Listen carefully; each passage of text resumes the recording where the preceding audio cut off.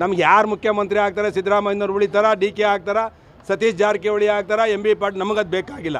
ಈ ರೀತಿ ಕಚ್ಚಾಟ ಆಡಿ ಕರ್ನಾಟಕವನ್ನು ಒಂದು ಬೀದಿ ಪಾಲ್ ಮಾಡಿದಾರಲ್ಲ, ಒಂದು ಅಭಿವೃದ್ಧಿಯ ಪರ ಇರುವಂಥ ಒಂದು ರಾಜ್ಯವನ್ನು, ಅದರಿಂದ ನಮಗೆ ನೋವಿದೆ. ನಮಗೆ ₹1 ಅನುದಾನ ಇಲ್ಲ. ನಾವು ಒಬ್ಬ ಶಾಸಕರು ಮುಖ ತೋರ್ಸೋಕ್ಕಾಗ್ತಿಲ್ಲ. ಈ ನೋವಲ್ಲಿ ನಾವು ಸಾಯ್ತಾ ಇದ್ದೀವಿ. ನಮಗೆ ಯಾವ ಹಳ್ಳಿಗೆ ಹೋಗೋ ಮುಖ ತೋರ್ಸೋಕ್ಕಾಗ್ತಿಲ್ಲ. ಸರ್ಕಾರ ಜನರ ಪಾಲಿಗೆ ಒಂದು ಸತ್ತೋಗಿದೆ. ಬಡವ್ರಿಗೊಂದು ಮನೆ ಕೊಡೋಕ್ಕಾಗಿಲ್ಲ. ಎಂಥ ಸರ್ಕಾರ ಇದು?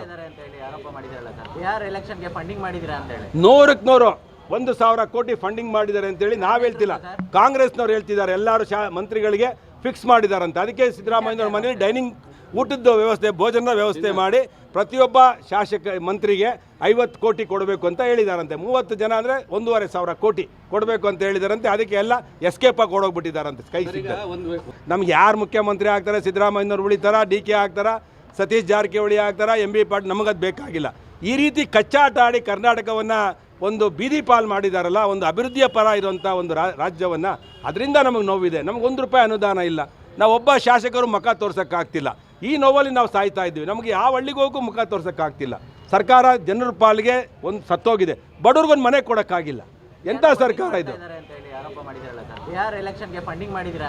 100ಕ್ಕೆ 1,000 ಕೋಟಿ ಫಂಡಿಂಗ್ ಮಾಡಿದ್ದಾರೆ ಅಂತೇಳಿ ನಾವು ಹೇಳ್ತಿಲ್ಲ, ಕಾಂಗ್ರೆಸ್ನವ್ರು ಹೇಳ್ತಿದ್ದಾರೆ. ಎಲ್ಲರೂ ಮಂತ್ರಿಗಳಿಗೆ ಫಿಕ್ಸ್ ಮಾಡಿದಾರಂತೆ. ಅದಕ್ಕೆ ಸಿದ್ದರಾಮಯ್ಯನವ್ರ ಮನೇಲಿ ಡೈನಿಂಗ್ ಊಟದ ವ್ಯವಸ್ಥೆ, ಭೋಜನದ ವ್ಯವಸ್ಥೆ ಮಾಡಿ ಪ್ರತಿಯೊಬ್ಬ ಶಾಸಕ ಮಂತ್ರಿಗೆ 50 ಕೋಟಿ ಕೊಡಬೇಕು ಅಂತ ಹೇಳಿದಾರಂತೆ. 30 ಜನ ಅಂದರೆ 1,500 ಕೋಟಿ ಕೊಡಬೇಕು ಅಂತ ಹೇಳಿದಾರಂತೆ. ಅದಕ್ಕೆ ಎಲ್ಲ ಎಸ್ಕೇಪ್ ಆಗಿ ಕೊಡೋಗ್ಬಿಟ್ಟಿದ್ದಾರಂತೆ. ಕೈ